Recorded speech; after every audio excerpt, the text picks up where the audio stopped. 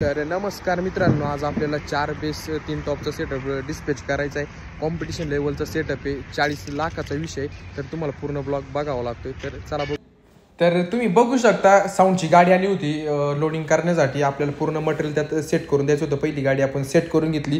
त्यानंतरला दादांनी यांनी सर्वांनी टॉप बाहेर आणले होते. आपल्याला गाडीवरती चढवायचे होते. त्यानंतरला आपण बोलवली होती क्रेन गाडीमध्ये टॉप सेट करण्यासाठी. तुम्ही बघू शकता, क्रेनमध्ये आपण बेल्टमध्ये पूर्ण 3 टॉप आपण सेट करून त्यानंतरला आपण ते गाडीत सेट करून घेतले. त्यानंतरला लगेच सर्व दादांनी विकास दादांनी त्या टॉपला बेल्ट वगैरे मारून घेतला होता. त्यानंतरला आपल्याला बेस सेट करायचे होते. तुम्ही बघू शकता, अक्षय दादांनी आपले 2 बेस बाहेर आणले होते गाडीमध्ये सेट करण्यासाठी. व्हिडिओ खूप मोठा झाला होता म्हणून मी थोडंसं फास्ट केलं. तर चला बघूयात आपण व्हिडिओ.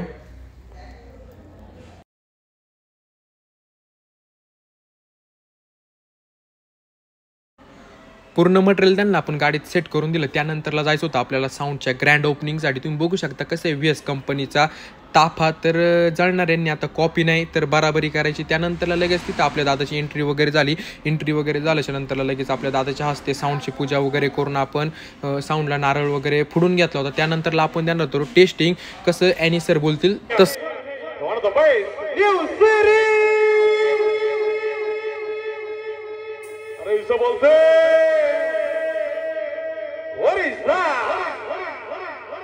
आंबेगावचा बाकासूर बंद झाला.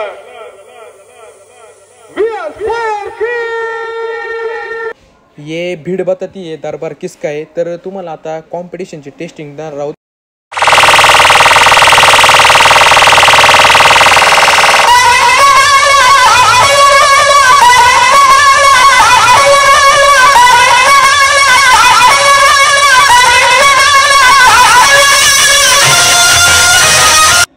त्याचं कसं आहे माहिती आहे का, कानात गोळा आणि छातीत गोळा फक्त VS फायर किंग साऊंडच आणू शकतो.